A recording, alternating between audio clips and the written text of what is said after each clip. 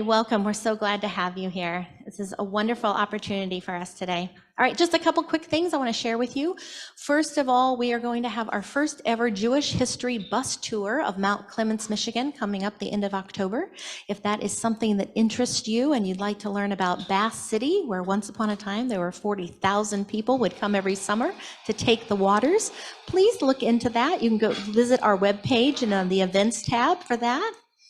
Also, we have our continuation of our Jewish Connections tours of the DIA. Those are some wonderful opportunities to learn all about some of the artwork that has a Jewish connection at our Detroit Institute of Arts. And we have 3 different opportunities coming up for those presentations you can see on the screen, and you can again check out our events page.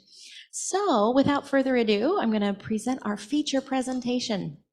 So today we have A Stage in the Wilderness, which is Nadav Pais-Greenapple. He's going to talk about Littman's People's Theater and all kinds of wonderful things. Just a couple quick things about Nadav. He is a second-generation Jewish educator from Southfield, Michigan. He has a bachelor's degree in history and Jewish studies from Wayne State University, go Wayne State. And his primary area of research is Yiddish culture in Detroit in the period between the 2 world wars. And he's currently a teacher of Jewish studies or Tanakh at Hillel Day School in Farmington Hills. So we want to give a warm welcome. Those of you at home can wave, shaking your hands back and forth, and he can see it. And those of you in the house, please feel free to give him a round of applause. All right, I'm going to stop sharing my screen, and then Nadav should be able to share his, and I'm going to be quiet and turn it over to Nadav. Thanks, Nadav. Thank you, Hillary. Let's just make sure that we have it on the big screen. Beautiful. All right. Thank you for having me, everybody. I will get started. In the fall of 1928,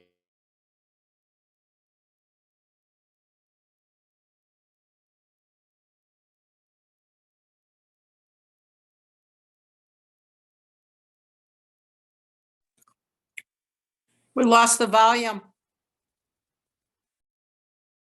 he stuck for the season in what he termed a provincial city. However, Yablokov's, hold on.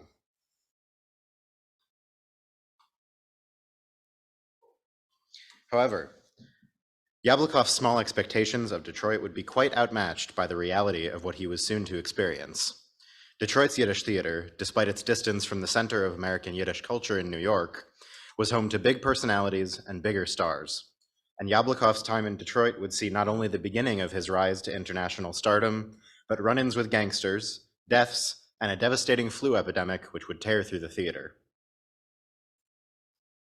Though Littman's People's Theater has predominantly been remembered as a shund, or trash theater, in its time it was anything but that for the people who made their livelihoods from it. It was one of many essential cultural hubs for the Yiddish-speaking community of Detroit, and formed a single node in a vast nationwide system of infrastructure devoted entirely to Yiddish-language theater. Today, I will do my best to relate the story of Littman's People's Theater with anecdotes drawn from memoirs in Yiddish and English, works of secondary historical literature, and a multitude of primary source documents, ranging from interpersonal correspondence to posters, programs, and playbills from the theater itself. I will start by giving background on the Yiddish language, Yiddish culture of the early 20th century, and the dawn of Yiddish theater in America. Then we will follow the theater's namesake, Abraham Littman, on his journey from actor to manager to impresario of his own theater, a journey which will take us into the golden age of Detroit's Yiddish theater. Then I will be your guide for a night out at the theater during its heyday. We'll tour the building, meet the actors, crew, and audience who made Littman's People's Theater the vibrant home for artistic and cultural expression that it was, and even learn how a Jewish community almost 100 years ago dealt with something that we are all too familiar with, a flu epidemic. So what is Yiddish? In short, Yiddish is the ancestral language of Ashkenazi Jews. It has been spoken for about 1,000 years since its birth in the Rhine Valley of what is now Germany, and until the Holocaust, it was the day-to-day language of most people, Jewish people around the world. Many people have an idea that Yiddish is somehow German and Hebrew mixed together, and while there's some validity to that idea, it's a gross oversimplification. Yiddish, like English, has vocabulary and grammatical structures borrowed from a wide variety of languages, which reflect the varied cultural and linguistic contexts in which Yiddish developed and flourished during its millennia-long history. And it is, like English, a language of its own, rather than, as some detractors posit, a dialect of German. So this sentence provides a great example of most of the component languages in the Yiddish language.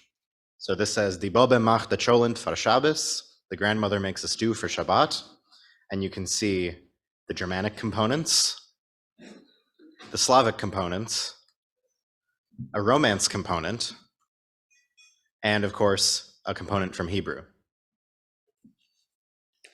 Now that we've answered the question of what Yiddish is, what is Yiddish theater? Yiddish theater is, for the most part, exactly what it sounds like. Theater, musicals, operas, and plays written and performed in Yiddish. Yiddish theater has its origins in the long-time Jewish tradition of Purim Spiel. Each year, during the springtime holiday of Purim, upon which Jews celebrate the story of Esther having saved the Jews of ancient Persia from a genocidal vizier by putting on costumes and getting extremely wasted, Jews have put on satirical plays which retell, reformulate, and parody the traditional Purim narrative. In the 19th century, as nationalist movements all over Europe began turning to their own folk traditions and languages for inspiration, so too did many Jewish intellectuals begin creating works of literature in the Yiddish language in hopes of formulating a Jewish national identity centered around Yiddish. And it worked.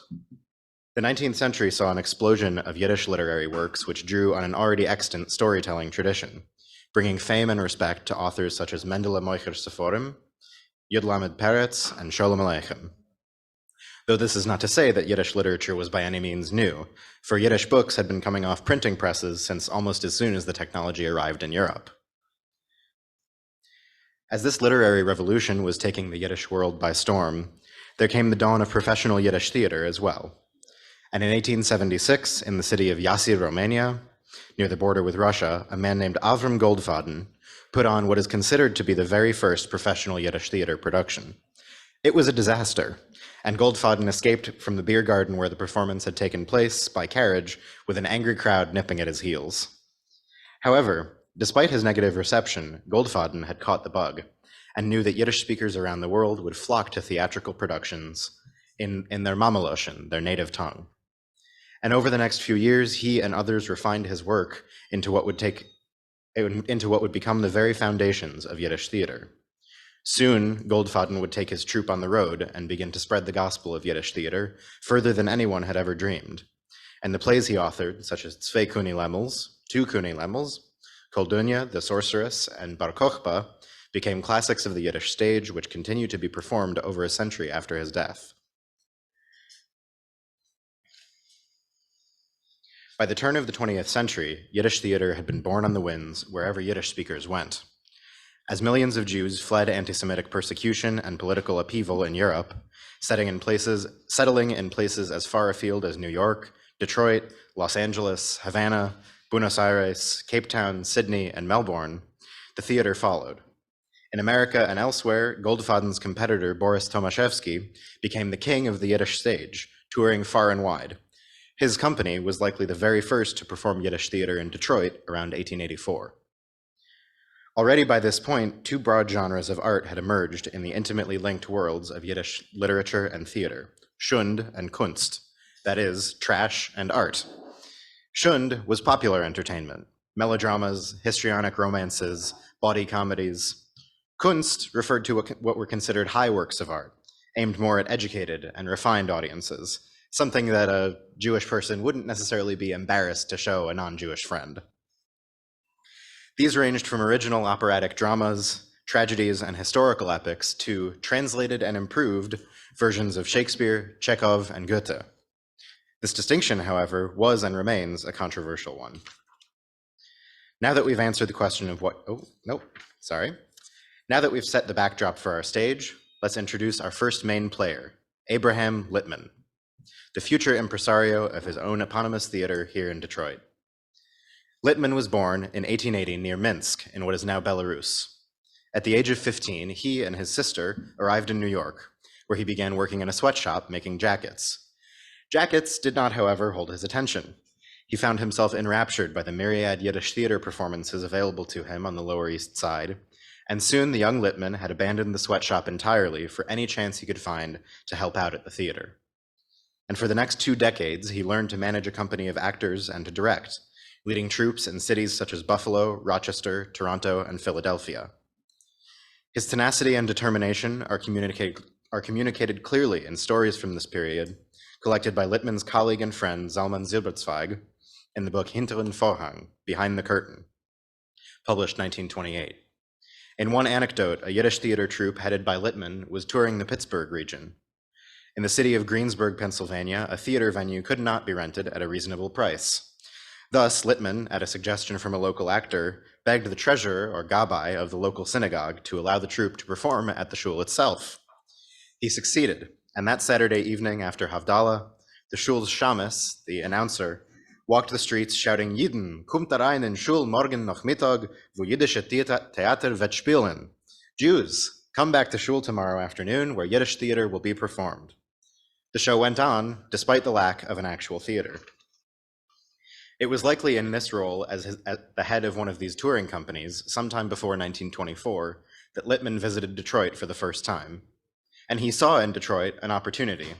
It was a large, rapidly growing city, with a significant enough Yiddish-speaking population to warrant a more permanent Yiddish theatrical presence than the Circle Theater on Hastings Street, you can see a poster there, which saw the occasional touring company. And so, in 1924, Littman and his business partner and director, Misha Fishzon, bought the small 500-seat theater on Hastings Street and renamed it the Yiddish Playhouse. The first few years at Hastings Street saw meager success. Though there was indeed a large Jewish community in the city, Littman and company had arrived just as that community was undergoing a major geographic shift, and they had picked the wrong neighborhood in which to establish their theater. Since the establishment of Detroit's first Yiddish-speaking communities in the 1880s, the Hastings Street corridor had been the center of Jewish life for newly arrived immigrants. Now, as Jewish immigration ebbed dramatically due to new restrictive federal immigration policies, the upwardly mobile community was quickly leaving Hastings Street behind as a place of residence for wealthier, less crowded, and more ethnically homogeneous neighborhoods to the northwest. It was at this time that our next player entered the stage. In 1925, a young Irish American named James Miller took a job with Littman as a scene painter. For the next 2 years, he would be part of the Yiddish Playhouse's tight-knit community of cast and crew. He would become a lifelong friend of Littman's, and toward the end of his life, Miller would dedicate himself to chronicling the bygone world of Detroit's Yiddish theater, in which he spent those years of his youth. In 1967, just a few years before his death, Miller published Detroit's Yiddish Theater, 1920 to 1937, the only academic text to date fully dedicated to this topic. In this book, he described the mood in the Yiddish Playhouse as it became clear in the summer of 1925 that the theater would have to move in order to stay alive. Quote, "With Tomaszewski's departure, a silence settled over the old playhouse. Only the sounds of the caretaker making his rounds and the scene painter refurbishing the tattered drops and wings for the next season could be heard, and accompanying them the smell of the glue pot and the musty odor of tempera paint.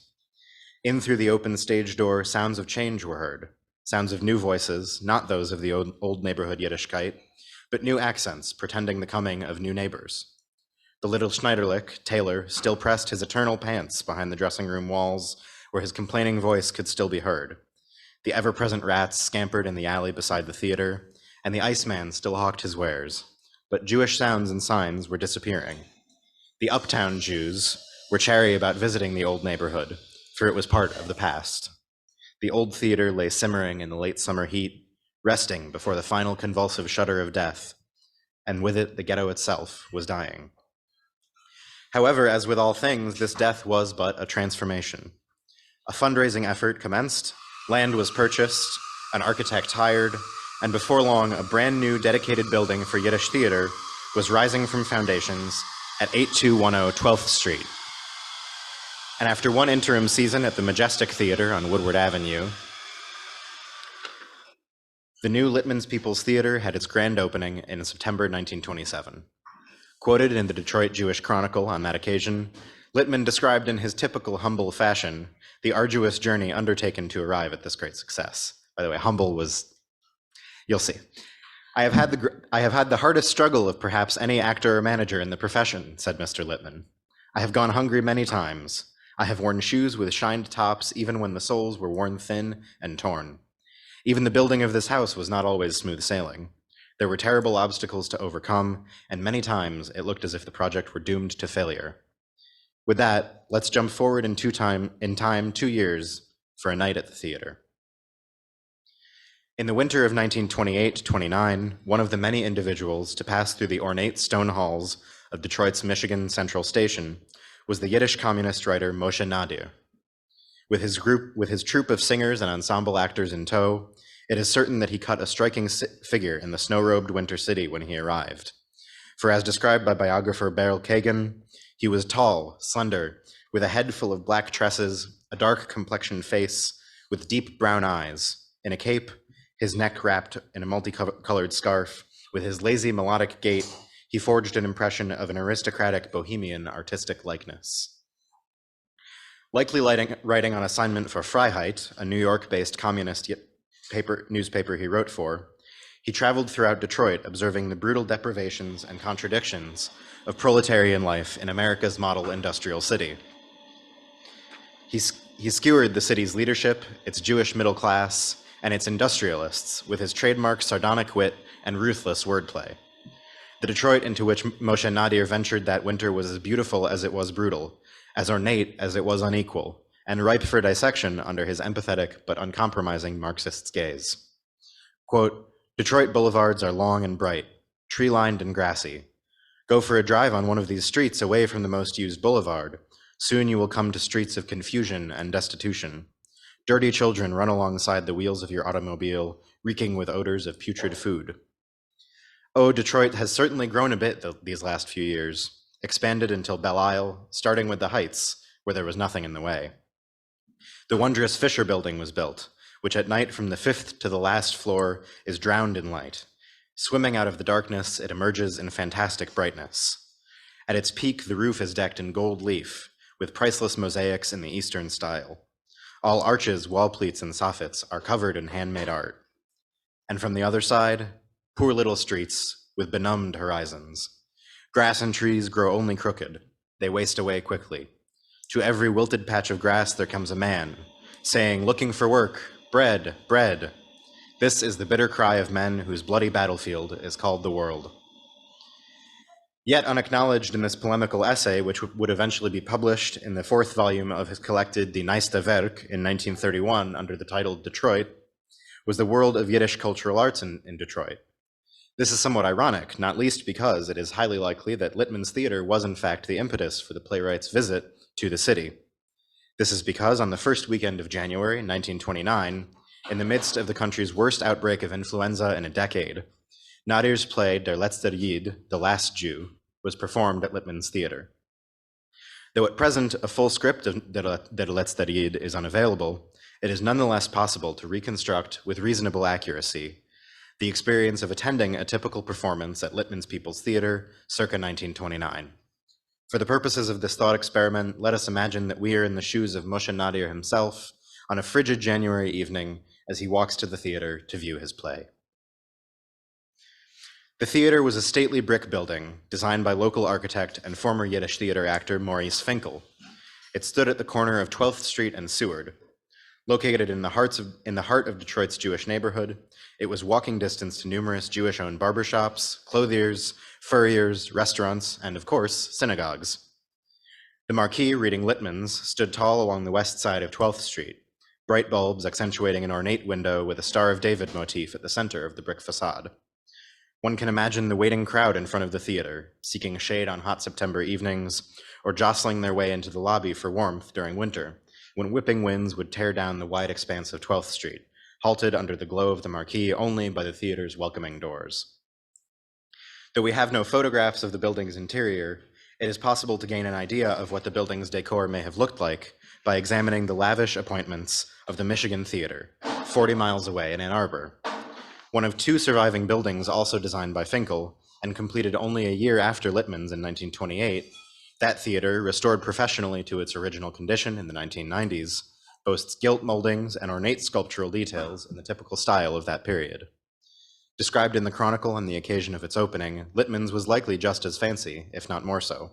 Quote, "The theater represents an outlay of $250,000 and compares favorably with the finest Jewish playhouses in the country. In seating capacity, it equals the famous Jewish art theater, Maurice Schwartz's Playhouse in New York. The interior decorations are in the Assyrian style, rich in color and in the best artistic taste. In stage equipment, it ranks with the best theaters in the city. Its construction is modern, fireproof, and of the best quality of materials. As Nadia approaches the building, we can imagine the crowd of potential audience members milling about in the cold. Excited Yiddish voices, young and old, rising into the evening with their steaming breath.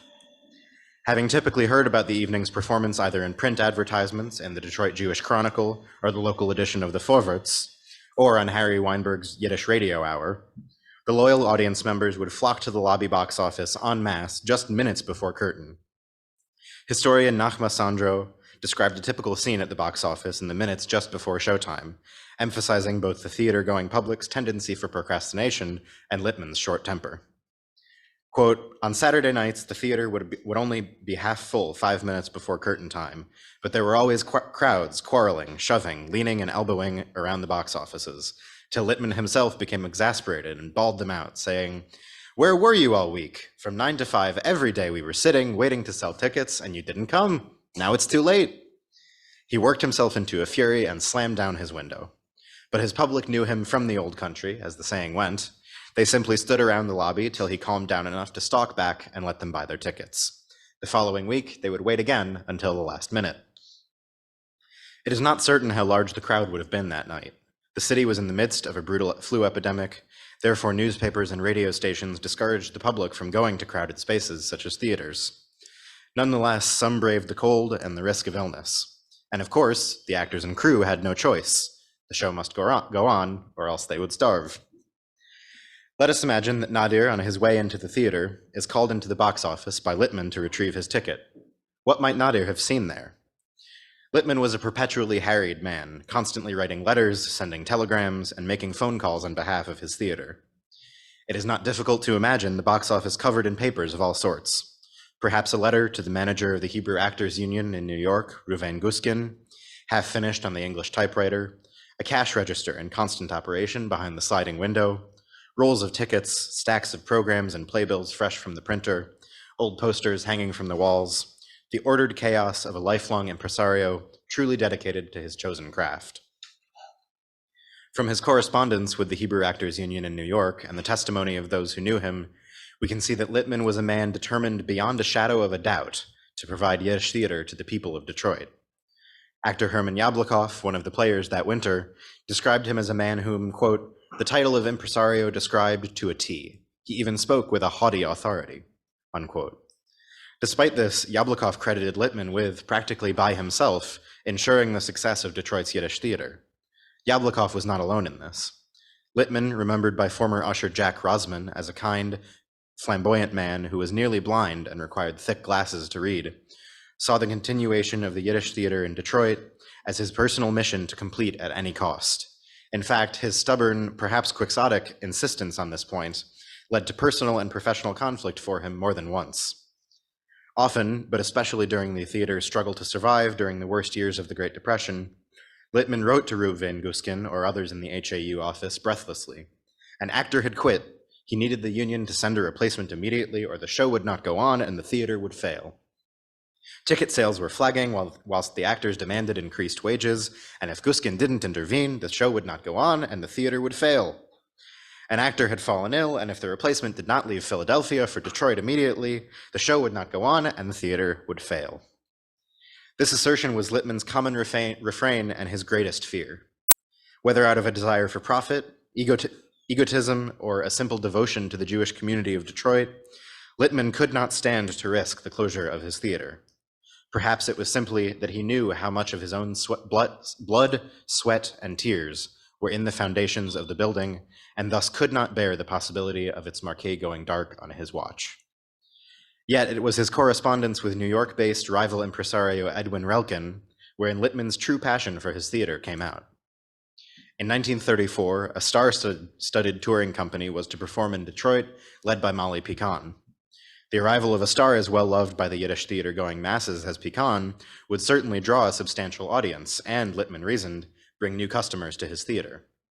However, Relkin was assigned to the engagement by the union as manager instead of Littman. Though tickets would still be sold at the box office of Littman's People's Theater, the actual performance would take place downtown at the Cass Theater, located at 300 West Lafayette, a not insignificant distance from the heart of Jewish 12th Street. Littman vehemently disputed this decision, arguing that the Jews of 12th Street would likely not rush to attend a performance so far from their homes, and that Molly Pecan's star power would not be sufficient to draw a crowd which could fill the Cass. Littman and Relkin exchanged a furious series of letters, Littman typing a 3-page tirade in which he excoriated Relkin for assuming to know what the conditions of the Yiddish theater were in Detroit.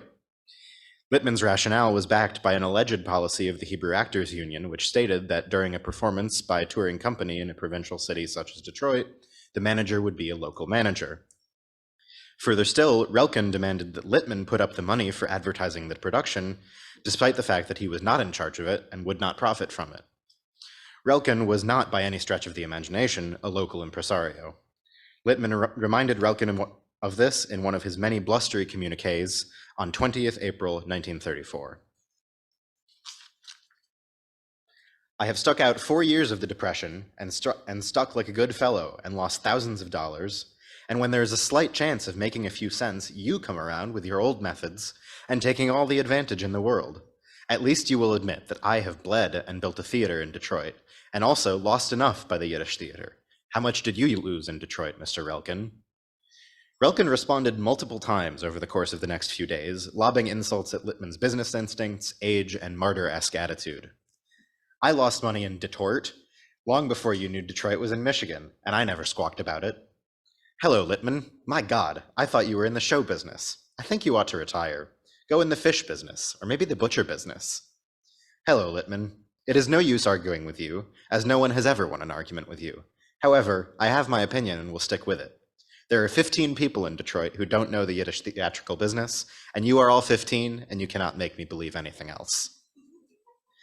Ironically, it was Relkin who would, for the moment, end up eating his words.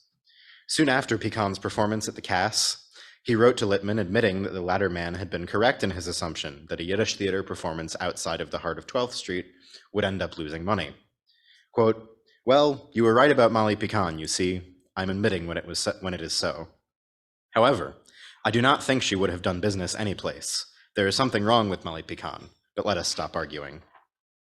Whatever Relkin believed was wrong with Molly Pecan, he would refuse to learn from this incident. He and Littman rehashed the same argument again in 1936 and once more in 1938 about megastars Maurice Schwartz and Jacob Ben-Ami, respectively. Each time, Reuven Guskin and the leadership of the Hebrew Actors Union sided against Littman.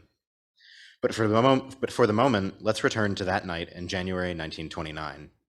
As Moshe Nadir is greeted by the impresario, all these arguments and fears remain firmly in the unknown future. Nadir, having been busy with the tour of the city, would like to meet the cast of the play before taking his seat in the theater. He will not find them in dressing rooms backstage, however. As Yablokov explained in his memoir, the theater's ornate design and lavish appointments did not extend beyond the realm of the audience. Though the auditorium and stage were decorated with gilt cherubim around the proscenium, Morris Finkel had inexplicably omitted dressing rooms for the actors from the building's design. As Yablokov described, quote, one could hardly demand that the theater be rebuilt just for the comfort of the actors, so we had to make the best of it. On the third floor, way up under the roof where the flies were hung, several cubicles were partitioned off, and the actors each got their corner where they could change and make up. In the summer, one could stifle up there, and in the winter, one could freeze. But this was only the half of it. The real hardship was running up and down the 3 flights to make our changes. It was hard enough on the men, but the women, for whom it was a never-ending process of on with a costume, off with a costume, it was pretty rough. In a pinch, we changed in the wings. Climbing up and down on that spiral stairway during the 9 shows a week, we referred to ourselves as the angels in Jacob's dream, ascending and descending the ladder to heaven. The mood that night in the attic dressing room of Littman's People's Theater was an odd stew. Pre-show jitters, the typical excitement associated with the local premiere of a play, the chaos of a visiting chorus's arrival, and genuine mortal danger. Only a week earlier, the actor Wolf Shumsky had fallen gravely ill with the flu just before the opening performance of Moshe Shor's in Mittenweg, in the middle of the road. At the last minute, he was replaced by troupe regular David Reitz, who had traveled from Detroit to Detroit all the way from Australia at the union's behest with his wife and 2 sons. Barely able to stand up, his star turn would not last. The next day, Christmas, he was escorted to the stage door by his 2 sons, barely able to stand on his own and pale with fever. Though he completed the matinee performance alongside the season's guest star, Madame Berta Kalish, by the time of the evening show, he was too weak to go on. Yablokov called an ambulance, and Reitz was taken to the hospital with his family by his side. Quote, "That evening, Harry Jordan stepped in to Reitz's part, while Ostroff took over for Jordan, and the show went on. People applauded, Madame Kalish held her curtain speech, and none of us knew, least of all the audience, that Reitz was no longer among the living." Reitz's death was reported that Thursday in the Chronicle, along with the news of the theater's closure in his memory the following day. Shumsky, too, succumbed to the flu which ravaged the city that winter. Barely a week later, the atmosphere in the frigid attic dressing rooms before the performance of Der letzte Ried was subdued, to say the least.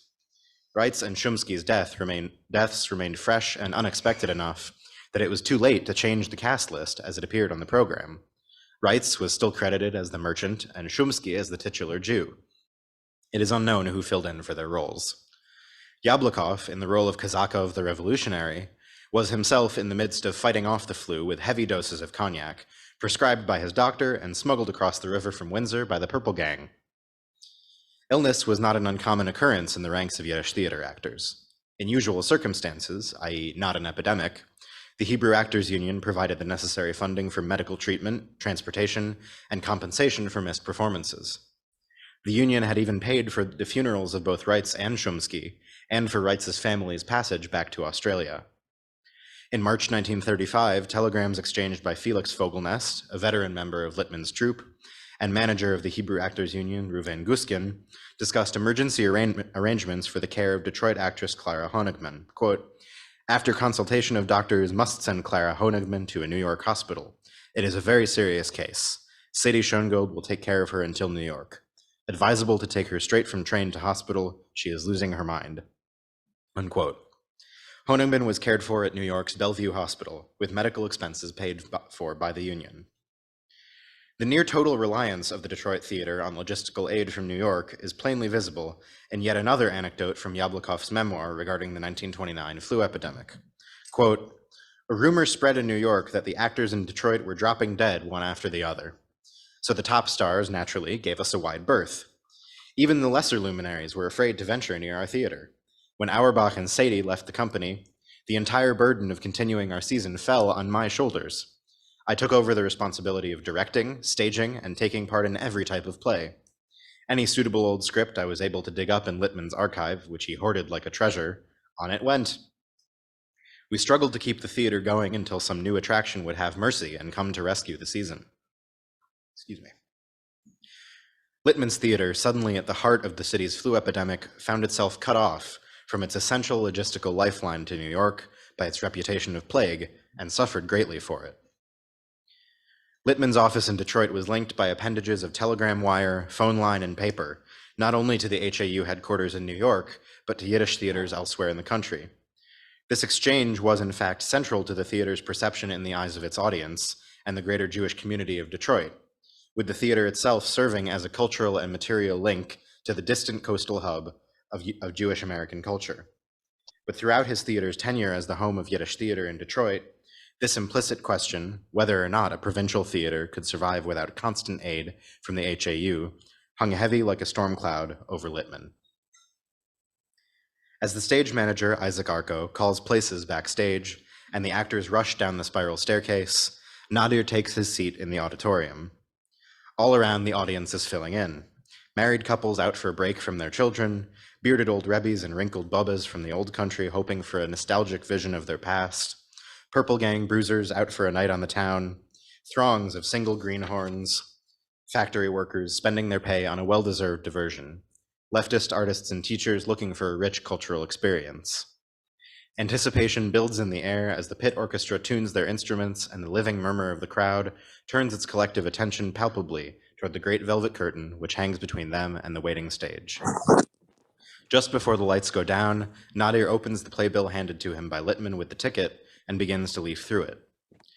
Who were the regular patrons of Littman's People's Theater? How did the theatrical performances staged within its walls speak to them and their experiences? How did the theater fit into their lives and into the greater ecosystem of Yiddish-language cultural institutions of Jewish 12th Street? A semblance of an answer can be gleaned from the pages of a Yiddish-language playbill distributed to audiences during the week of October 15th through 22nd, 1933. Along with a bilingual cast list for that week's performance, Clemons von Liebe, Dreams of Love, by noted Schund author Isidore Lillian, audiences could peruse advertisements for local businesses, laugh at Yiddish jokes ranging in length from a sentence to a few paragraphs, and read an article regarding the newest developments in the New York Yiddish Theater entitled The Yiddish Theater Welt, the Jewish Theater World. Quote, the 11 Yiddish theaters which Great New York possesses this season present the former yeshiva student Yosef Rumshinsky opposite the 11 stars, the Echodesar Chochvim, that is the 11 sheaves of grain, which appeared to the biblical Joseph in his dream, bowing to him. Who then, you'll ask, is our Joseph, if the 11 theaters are the 11 stars which also appeared and bowed to him? Rumshinsky answers that Joseph is not so different than the old-time New Yorker Moshe, whom today is already no longer Moshe.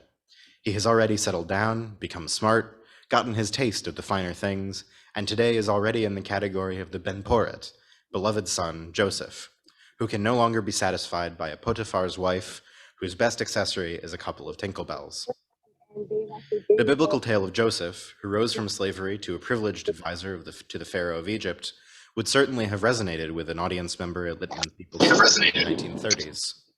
Though economic conditions were dire for many, Jews in general suffered less than other ethnic groups during the Great Depression. Thus, it is unsurprising that the hypothetical Moshe, a byword for the average Jewish immigrant and theater-goer, who has found his taste for the finer things in life, turns to the stars of the theater for his rich man's entertainment. For audiences in Detroit, this article would have provided a sense of connection to the distant world of Yiddish theater centered in New York, and framed Littman's as a locale of high culture and global connection. The demographic target of the Littman's playbill is also evident in the types of advertisements found within its pages. The assumed reader was an upwardly mobile middle-class Jewish family with spare income to spend on fine furs worth over $7,000 in today's money. Alternatively, these advertisements and the expression of middle-class desire inherent in the tale of the ordinary Moshe who has become rich communicate the common aspiration of the time on the part of Jewish Detroiters and Americans to increase their social status through signifiers of wealth. Also essential to the theater's continued existence was its patronization by Detroit's stalwart community of Yiddish cultural activists, as evidenced by a full-paged advertisement for the Unparteiische Volksschulgesellschaft, the Nonpartisan Folk School Association, and their $100,000 campaign. I don't need to translate that. This announcement described an upcoming fundraiser by the organization, which was founded to provide secular Yiddish-language cultural education to Jewish children from a non-socialist, non-communist perspective. By advertising in Littman's playbill, the organization clearly hoped to reach Yiddish-speaking families who desired a continued education in the Mamaloschen for their children. It is also clear from memoirs such as Yablokov's that the audience at Littman's were as diverse in their ways of life as they were loyal to the theater.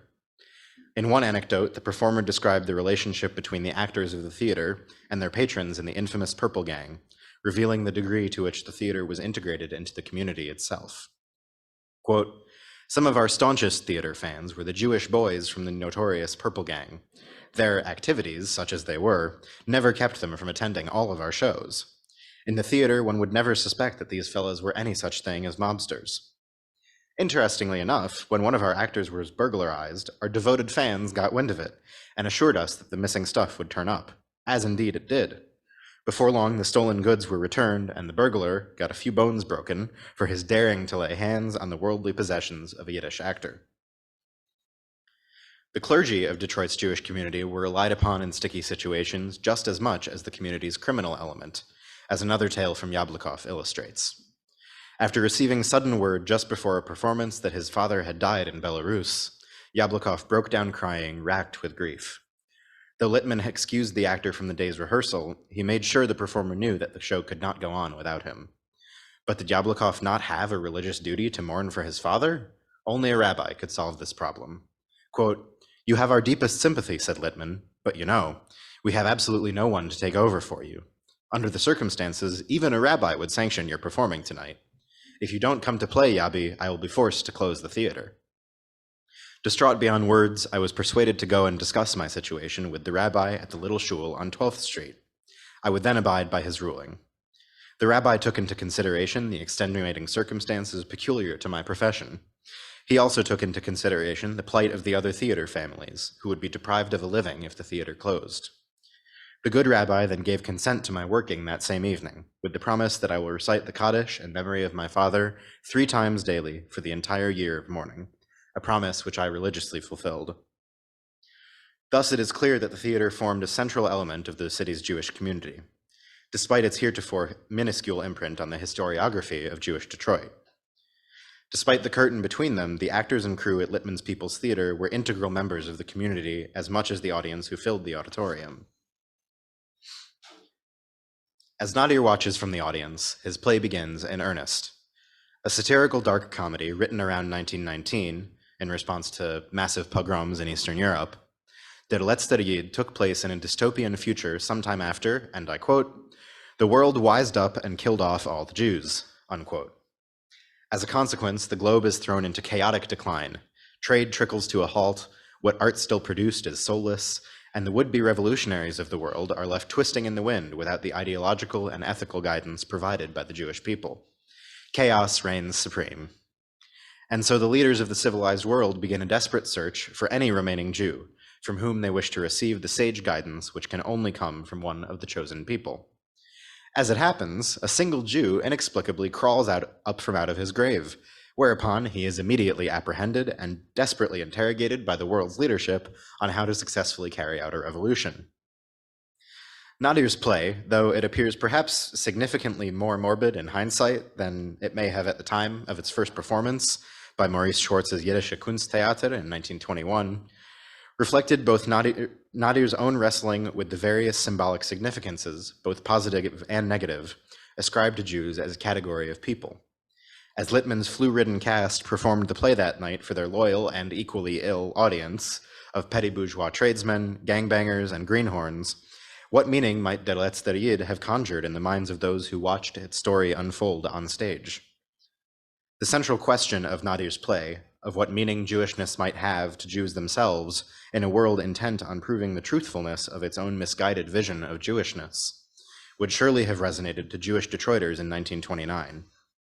The question of what being Jewish meant in America was one constantly being asked, answered, and reformulated by the community, the theater itself being one of these answers. For decades already, Yiddish-speaking immigrants to Detroit had been articulating their own responses to the question of assimilation in the form of mutual aid organizations called Landsmannschaften. Over 40 of these existed in the city during the decade of the 1920s, helping families to achieve economic stability and access quality education. Yet, as the flow of new immigrants from Europe slowed to a trickle as a result of new federal policies, it appeared that in the face of increased incentive to assimilate into American culture, language, and economic life, Jewish identity would have to find new avenues of expression, or else someday Nadir's dark prophecy wherein but a single Jew remained on the face of the earth might come to horrible fruition. As the 1930s rolled onward and the Great Depression took its toll, this question of cultural expression became a truly existential one for Littman's People's Theater. Throughout the 1930s, as the country and world reeled from the shock of the Great Depression, so too did Littman's People's Theater begin to falter in its continuing mission to bring Yiddish theatrical culture to the Jewish community of Detroit. Though plays were continually performed, significant changes already presaged the theater's impending downfall. What must be understood is that Littman's People's Theater did not simply close one day and never reopen. Thus, the search for an end date for its existence is a fruitless one. Rather, its ending was a slow decline caused by a plethora of complex structural factors. Contrary to Littman's perennial fears of the marquee suddenly going dark and never turning back on, the decline was embodied by a steady hemorrhaging of actors, financiers, and audiences. Ironically, scholars of Yiddish theater such as Nachma Sandrov place some of the blame for this at the feet of the organization originally intended to preserve the Yiddish theater in America, the Hebrew Actors Union. Sandro argued that by the 1930s, with revenues for all theatrical enterprises declining, no matter the language, attempts by theatrical unions to ensure full employment in the fields of their members placed too high financial stakes on the business enterprises which they relied upon. As live theater audiences dwindled due to the cheaper, more exciting attraction of the talking picture, fewer performances by live theater companies could simply not accrue sufficient profit to pay union wages and keep the lights on. This problem plagued Littman throughout the 1930s, causing each successive season of performances to be shorter than the last. Often in the place of flesh and blood actors, Yiddish-language talking pictures played for the shrinking audiences who still graced Littman's opulent auditorium. By the 1935 to 36 season, these films had replaced, for the most part, those higher quality literary plays, which had once been the bread and butter of the ensemble. What use was there in negotiating pay and transportation for actors all the way from New York to perform a famous work such as Peretz Hershbein's Grüne Felder, when a version filmed in Long Island could be screened for a fraction of the cost? The theater's ultimate demise remains shrouded in confusion and contradictory evidence. Miller maintained that the final performance of Yiddish theater at Littman's was January 2nd, 1937, followed by the troupe's departure and the leasing of the theater to the Works Progress Administration's Federal Theater Project. However, documentary evidence from the YIVO archives, that is the Jewish Scientific Institute, shows that Littman had each autumn of the following 3 years, 1937, 38, and 39, organized the assembly of a company of actors with the help of the HAU to perform in Detroit. A telegram from Guskin to Littman, dated 6 September 1939, confirmed the participation of a group of actors in what was clearly intended to be at least a partial season of performances at the theater in Detroit. Another telegram followed at the end of the month from Guskin, wishing Littman well in the premiere of his new season as it coincided, as usual, with the Jewish New Year. Thus, it is abundantly clear that Miller's January 1937 date for the closure of the theater was incorrect. It is unclear how Miller made this error, as reports in the Detroit Jewish Chronicle also plainly indicated the continuing operation of the theater, as is evident from an article dated 22nd September 1939. However, after that season, Littman's People's Theater would be no more, at least for a little while. Spring 1941. As leaves budded on the trees and the last slush of winter melted from the streets and alleyways of Detroit, the young James Miller convalesced in Harper Hospital after a serious illness. One day, an older man, with thick glasses, a balding head, and a slight Yiddish accent, softened by 4 decades in America, arrived and asked the nurse to be taken to the room of young Miller. It was Abraham Littman, there to visit his former scene painter. The two men talked for some time. Perhaps Littman sat by the younger man's bedside. Perhaps they shared memories of those times, nearly 20 years previously, when Miller had been an aimless young man looking for work, and Littman a much younger impresario, still able to see without his glasses. Much had changed since they had worked together in that small theater on Hastings Street. Littman spoke excitedly to Miller, telling him that once again he had been presented with an opportunity to revive his beloved Yiddish theater in Detroit. Perhaps, Littman enjoined his old friend, Miller could join him once again to bring life and color to the stage with his paintbrush. It is not known how Miller responded, only that Littman would eventually return to New York. It was the last time the men saw each other. That opportunity of which Littman spoke so excitedly was the Jewish Theater League of Detroit, a radical attempt by a vast array of the city's Jewish community leaders to create a permanent, communally subsidized Yiddish theater. This attempt at a revival was spearheaded by a new arrival to Detroit, the former head of Poland's Union of Yiddish Theater Actors, Mark Uawiler. Uawiler had arrived in Detroit in late 1941 and boarded with the family of local businessman Dovber Lakin. The young refugee convinced Lakin of the necessity of communally supported Yiddish theater in the city, and they set about the goal of assembling like-minded members of the community to make the dream a reality. One moment.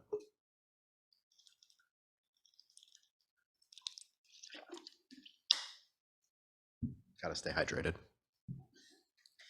The board of directors of what would become the Jewish Theater Guild of Detroit, or the Gesellschaftlicher Jiddische Theater von Detroit, was a who's who of Jewish community leaders, including Chief Rabbi of Congregation Shaare Tzedek, Morris Adler. Lakin himself became the chairman of the Budget Committee. This project reflected a sea change in the manner in which Jewish communities in the United States thought about Yiddish theater. No longer was it considered a private enterprise to be subject to the unreliable and shifting economic winds. Now it was a cultural necessity which would, ideally, be funded and maintained by the community which patronized it. The plan was for the community, represented by a board of rabbis of multiple denominations and synagogues, business leaders, and philanthropists, to support a theater which would be open 48 weeks a year to provide cultural nourishment for the community. 2 plays a week would be performed for adults, and a committee of community members would choose the plays which would be performed. A drama school would even be established for young people in order to inculcate the next generation with an appreciation for Yiddish theater. Yet this would not come to pass. The 2 star-studded performances given by the Jewish Theater Guild of Detroit on December 10th and 15th of 1942 were, in all likelihood, the last performances of Yiddish theater at Littman's. One final time, the marquee at Littman's People's Theater was aglow with the names of Yiddish stars. So why did it go dark, despite the best efforts of the community to preserve it? Zalman Zilbertzweig, author of many reference works on the world of Yiddish theater and friend of many parties involved, placed the blame on the failure of contract negotiations between Lakin and the HAU's Reuven Guskin. Lakin described Guskin bitterly in his memoir as, quote, a man with small horizons, unquote, concerned only with the economic welfare of the union. Zilbertzweig was slightly more charitable and explained in a more even-keeled fashion the dispute which led to the failure of the guild. Quote, I remember this period very well and was a close friend to both well-respected parties. How Guskin explained it to me is that Mark Yoaveler, undertaking to organize a Yiddish Theater Association in Detroit, would have broken the backbone of the Hebrew Actors Union by setting aside the principle that members of the Hebrew Actors Union in America should not be recruited for non-union performances. Yoaveler desired that all members of the troupe must be Yiddish performers from Poland who had found themselves in America and remained outside the union.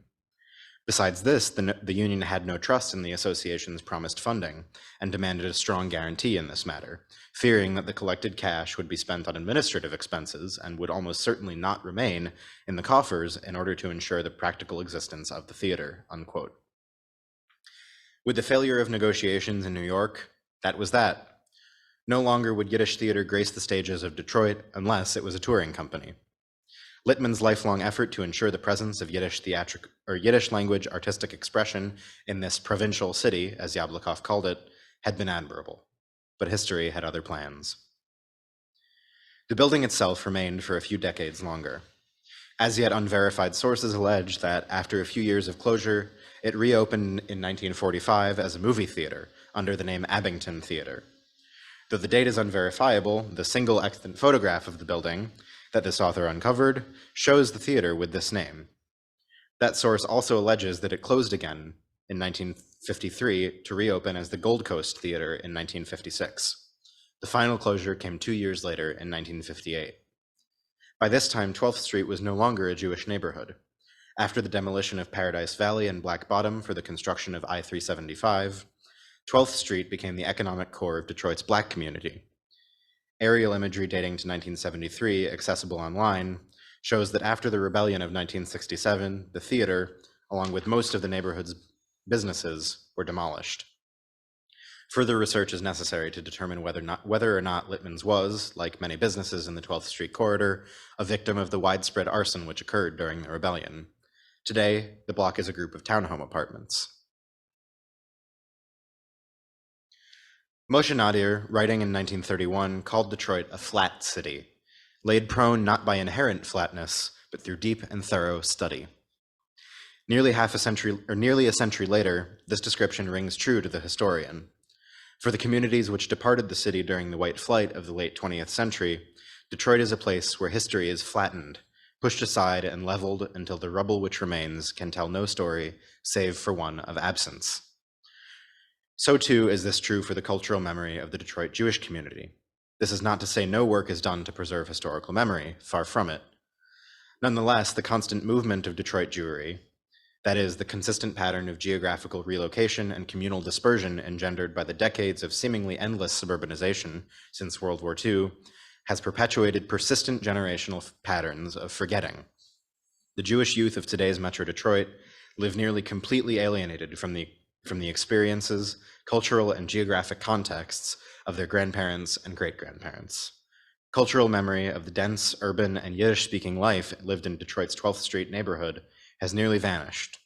No Yiddish is spoken in the streets of Southfield, West Bloomfield, or Farmington Hills. With that vanishing of language has come a loss of cultural context, of information and understanding.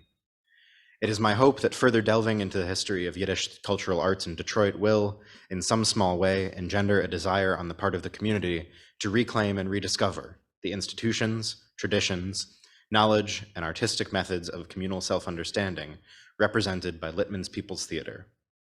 Continued research into the YIVO archives, specifically into the vast troves of Littman's Yiddish-language personal and business correspondence, which I obtained but didn't have time to translate for this project, has the potential to uncover deeper understandings of the complex personalities and lives which formed the beating heart of Detroit's Yiddish theater. Thank you for your time, everybody. I want to thank a few people.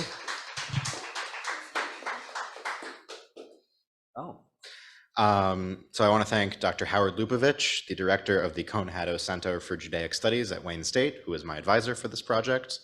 Hillel Yadin, archivist at YIVO, who did all the legwork in the archives, finding and scanning all the things that I used. So shout out to Hillel. Dr. Catherine Kangany and Hillary Duberstein over there from the Jewish Historical Society of Michigan. David Mazauer, the bibliographer of the Yiddish Book Center, who was extremely helpful in finding a lot of the sources I used. And of course, Berkley Coffee for hosting us today. Here is some recommended reading and my contact information if anyone is interested. Thank you very much. Do we have any questions? So first of all, I want to say thank you so much for putting this together for us. You have worked so hard, and I really, really appreciate all of the visuals and all the information, especially being able to set the history record straight a little bit about the date of the closing of the Littman's Theater. That's pretty exciting when historians can do research and correct some misinformation that's been out there, because it's posted in several different sources out there that date is the difference. It is. Miller is pretty much the only person who wrote about this, and that is, to be fair, one of the only mistakes he made. I mean, his book is an incredible work of scholarship, and like I would not have been able to do any of this if he hadn't done that. So absolutely, shout out James Miller, wherever you are. So what I thought I would do is I'm going to give people in the chat a chance to put some questions in and let people in the room be thinking a little bit, but I thought I would kick it off first with, why did you want to do this? What inspired you to do this? And well, we're going to spend about, 10 minutes or so with some questions. So what inspired you to do this, Nadav? So what did inspire me to do this? I learned that Yiddish theater existed a few years ago and became very interested in finding out about the whole world. And I found Miller's book and I read it. And despite its extreme usefulness for this project, it is quite dull. It's mostly a quantitative analysis, like saying these are the number of plays they put on, these are the number of tickets they sold, which is important work, but the field of history has kind of moved on from that sort of scholarship in the last 50 years. And I wanted to really find out who the people behind this were. I hope I've done a little bit of that. Absolutely. So are there any questions in the room? I will hand off my microphone so they can hear you at home. All right, let me get myself untangled here. Awesome. To begin with, I just want to say this was phenomenal. Thank you. You need to take this show on the road. I would like to. I'm going to pass the word around. I have a lot of questions, but okay. I don't want to take up the room. No, so go for I'm it. just going to ask one question, and Okay. that is, from my perspective, in terms of my family, I know that my grandparents were uneducated and illiterate, but they spoke Yiddish. And so was Yiddish a spoken language before it was written, and how did that impact Yiddish theater? So Yiddish has been a written language probably about as long as it's been spoken. There's Hannah, you might know the name better, but there was Judeo-German that was written before Yiddish really started to become its own language. There was a Judeo-German dialect that was written in Hebrew characters. But one of the Go ahead, Hannah. I mean, thank you. This is the way that a lot of different Jewish languages developed, right? You sort of get this mixing of whatever the local language is with Hebrew vocabulary and Hebrew writing style, because, from a liturgical perspective, this is a language that united a lot of people. Right. So Yiddish theater really served to reach the illiterate Yiddish masses with the cultural renaissance that was happening in the 19th century. Many of the people who turned to Yiddish literature and became the stars of Yiddish literature were really people who had maybe been writing in Russian or Hebrew or Polish or something like that before, and they realized that if they really wanted to reach the Jewish people, the folk, so to speak, they needed to do their stuff in Yiddish. And that was what Goldfaden was trying to do in Yassi, Romania, when he was chased out of the theater. It wasn't super well received, but he refined it, and eventually it became extremely popular as a way for people to learn about their past and see versions of their life that they had lived in Europe once they came here. So it was really a way for people to understand themselves through theater, even if they couldn't read or write. Yeah. I am going to have to concur with Freya. This was a really good presentation, really Thank you. interesting. So the play written by Nadir, The Last Jew, is that still performed? Is it still in existence? So the National Library of Israel has like 7 or 8 pages of something having to do with it. I ordered 2 of them because they were in one folder, and it turned out to be like notes from a performance that was done in Israel at some point. I haven't been able to find a full script of it. If anybody on the Zoom knows, I'd love to find it. I'd love to find the whole play. But if you're interested in learning more, what the way I was able to learn about the plot was there is a book published in 1929 in Yiddish called Abuch Moshe Nadir, which is like a book of essays about his work because he was really popular at the time. And that book talks about The Last Jew, and it's sort of an analysis of it.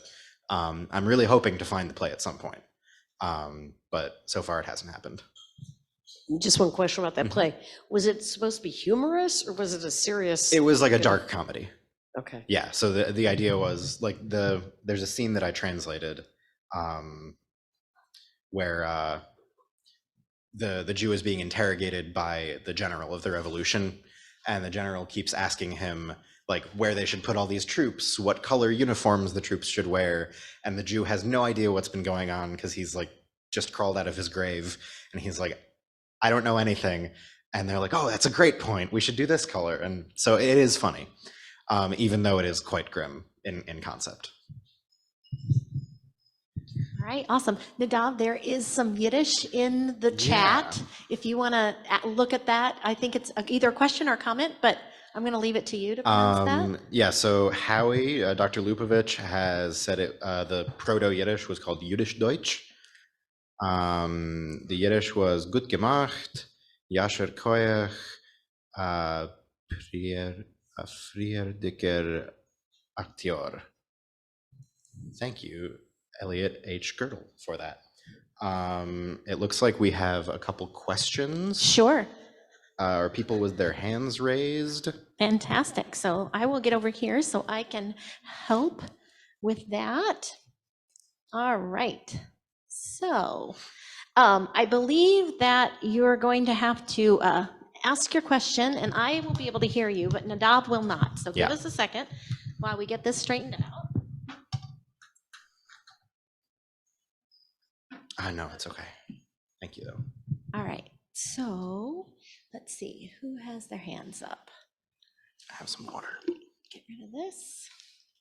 Ellie, thank you. And you here. Looks like we got Cherna and Dr. Lupovich have questions. All right. Chenna, go first. Go right ahead. Okay, my husband actually has a comment. She says her husband has a comment, so I have to translate for you because the people in the room can't hear you. I'm Eugene Kowalski. My sister is Betty Kowalski Stassen. She lives in West Bloomfield. She was born in 1928. She went to the Yiddish Theater when she lived on 12th Street. Her family only spoke Yiddish when she was a little girl. She's now a concert pianist. However, she went to the theater on 12th Street and they performed the Dybbuk. She was about 5 years old at the time. And they allowed her to go in, and then the Dybbuk started to scream at the Oren Kodesh. Uh-huh. She said, "Shut up." All right, so hold that. So tell me your name one more time. Eugene Kowalski. My sister is Betty Kowalski Stassen. Okay, so Eugene Kowalski, his sister is, tell me one more time because they couldn't hear it. Stassen. Okay, so his sister, her last name is Dassen. She evidently went to the theater at 5 years old to see a performance of the Dybbuk. And when the Awesome. main character comes out, she was allowed to enter in, although probably not the best for a 5-year-old. Yeah. But when she went in and they are approaching the Aaron Kodesh, evidently, all right, tell me again what she shouted out. He was screaming at it, and she told him, "Shut up." She was screaming at the stage and telling him to shut up. So he remembers his sister going to see this performance. That's great. Thank you for that addition. That is a wonderful anecdote. Thank you. And it'll be on the recording. I just had to share it with the room because they can't hear you. People who remember going to this theater and have experiences, I would love to talk to you. So I don't know if my Absolutely. contact Well, thank you information can get put up so again, much. but I'll put and I my can send out email. your Yeah, contact please information do. as well to our people who've participated today. And then someone else has a comment. I have a grandmother who performed in the Yiddish Theater in Detroit.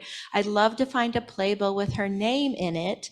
Where might I look? That's a great question. So I found these playbills. Well, I didn't find them. Hillel Yadin found them.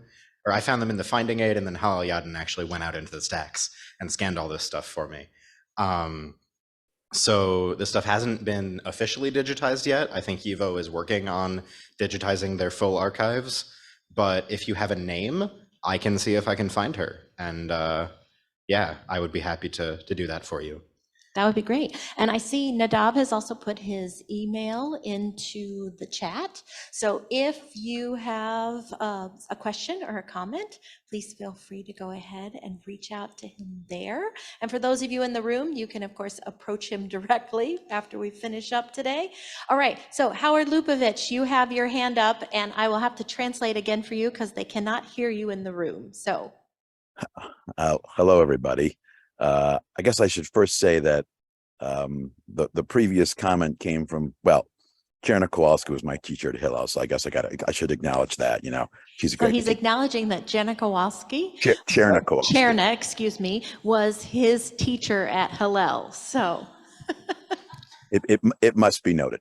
So I have a comment and I have a question for Nadav. So the comment is, well, first of all, I mean, excellent performance. It gets better every time I hear it. Nadav and I have been talking about this for several years. It gets better every time I hear it. And as a kind of invitation, if you want to pursue this further, I think you should. I think you should do it at Wayne with me, but you could probably go elsewhere if you want. What you may want to do is to broaden the study beyond Detroit to talk about other provincial Yiddish theaters and other, especially Midwestern towns. I think you'll find the comparison very interesting, very useful, and very illuminating. And in the same way that one of the reasons what you said today is so interesting is no one else has really written about this in decades. So this is a refreshing new look at something we just don't hear about very often. So thank you for that. So Nadav, I can see that you can hear Yeah, I him. can So do hear you want to him, but- summarize a little bit for the room? Yeah, everybody so else first can of all, hear? thank you, Dr. Lupovich. I really appreciate that. He said that we've been talking about this for a couple years, and he was saying it gets better every time. And that's very nice to hear. And he was also suggesting that I should look into other provincial Yiddish theaters. And there is some scholarship about this. I believe Rivka Margolis wrote an article about Yiddish theater in Montreal or Ottawa. No, it was Ottawa. And I think there's other scholarship about like Toronto and Montreal as well. There's some great Jewish studies stuff happening in Canada. Shout out to Canadians. But yeah, I absolutely want to keep working on this. There's still more letters to translate, and probably other memoirs that I haven't found. What I'd really like to do is find like as many works of Yiddish literature as I can that like take place in or mention Detroit, and sort of get a vision of what Yiddish Detroit was like. Yeah, so that is work to be done. So here's my question for you. And this question moves a little bit beyond what you've already done. So I'm asking you a little bit to speculate.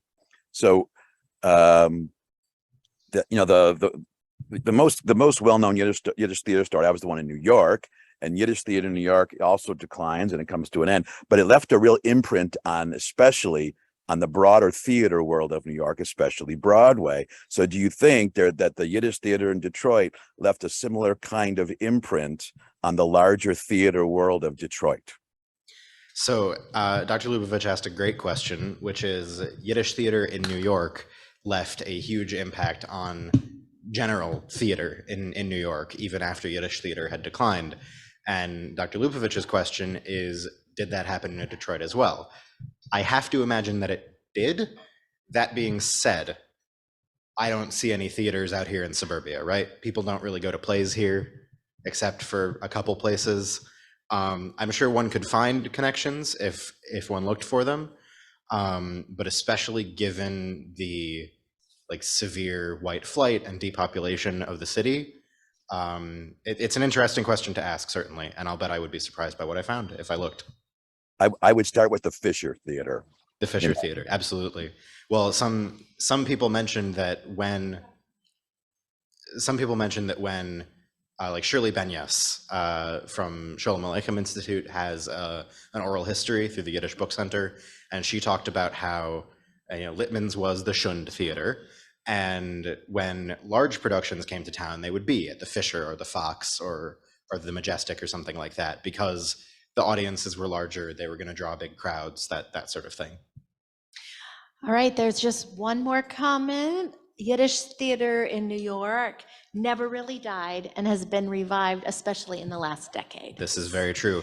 And even Detroit's own, or Michigan's own, Michael Yashinsky and Ruby Lowenstein are in New York right now putting on a Yiddish play called Was fließt durch den Ader, which is a gay like romance short play about two yeshiva boys, and like this bygone tradition in European yeshivas where at the beginning of the month of Purim, there would be like this tradition where they would prank each other with like physically violent pranks, like spanking each other, which of course could certainly be read into like a queer reading.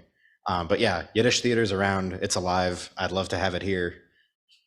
If you also want that, come talk to me. So we're not going to solve it today, but obviously there is interest, which is fantastic. So I want to thank everyone so much for participating today and for being able to welcome Nadav so warmly. I also want to really, really thank Berkley Coffee. They have been phenomenal today. They have done yeoman's work when it comes to the tech on this thing, and you all should stop in. They have a great place here, and it smells divine. So I can't even tell you how wonderful it smells in here with all this coffee. And I haven't even had my coffee today, so it's really torturing me. All right, everybody. Well, thank you again so very much for participating. Please check back on the JHSM website as there will be further content to come up, more programs, more tours. And I'd like to also give one more round of applause. If you're at home, you can wave your hands. And if you're here in the space, please feel free to applaud the normal way. And let's thank Nadav one more time. Hashanim Dank, everybody. Right. And just in case you don't know, Berkley Coffee is located at 14661 West 11 Mile, Suite 500, Oak Park, Michigan, 48237. Brilliant. So Oak Park is the short answer. All right. Thanks, everybody. I'm going to end our meeting for now. Have a great one and enjoy the rest of your afternoon.